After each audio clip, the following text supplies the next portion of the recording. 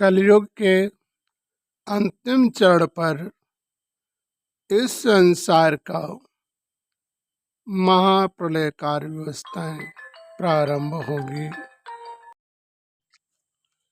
उस समय पृथ्वी पर मानव की बुद्धि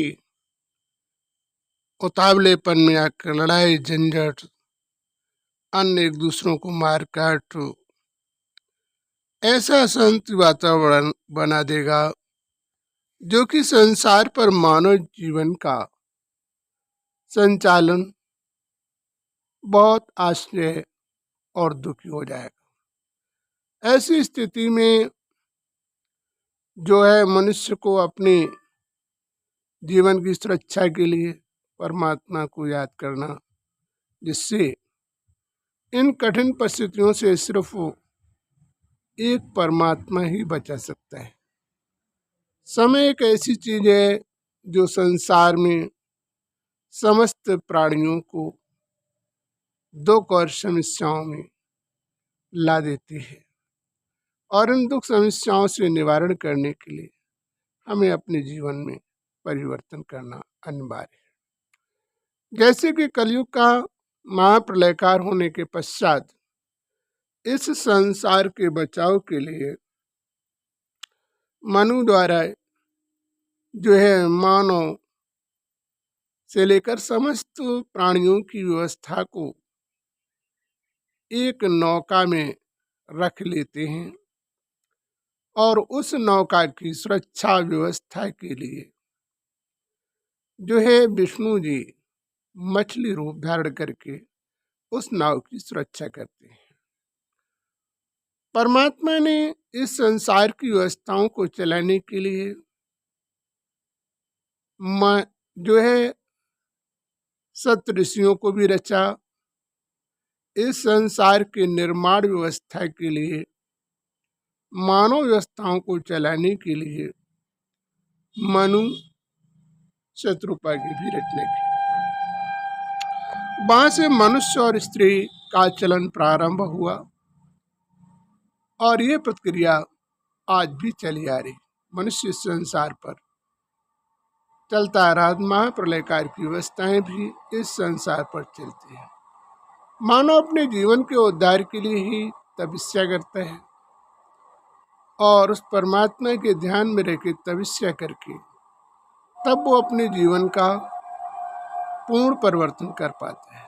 जब तक मानव इस संसार पर तपस्या नहीं करता है, तब तक वो अपने कर्म बंधनों से मुक्ति पाना उसके लिए असंभव होता है।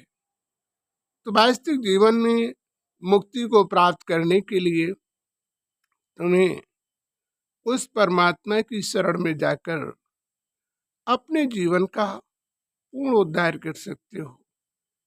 इसीलिए परमात्मा को सदा याद किया करते हैं। नहीं तो संसार में कोई भी प्राणी परमात्मा की याद न करे।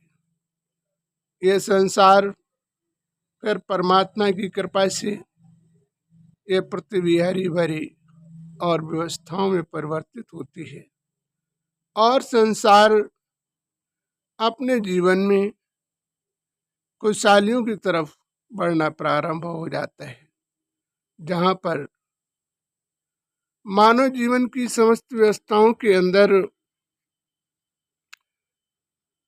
वृक्ष से लेकर और मानव की वास्तविक रचना का पुनर्निर्माण उस मनु द्वारा होता है।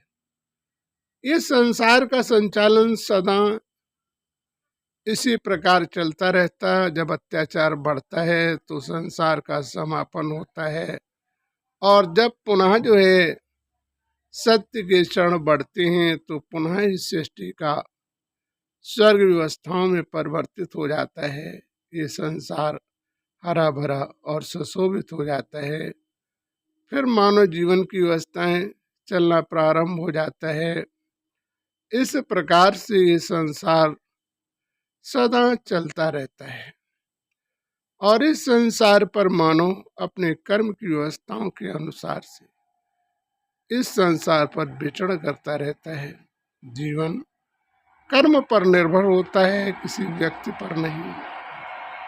कर्म जब अच्छे होते हैं तो जीवन को खुशहाली की तरफ ले जाता है। इसलिए अपने जीवन में हमें कर्मों के प्रति ध्यान देना चाहिए। तुम जैसा करोगे तुम्हें अपने जीवन में वैसा ही भोगना पड़ेगा। अच्छा, जय श्री परमात्मा।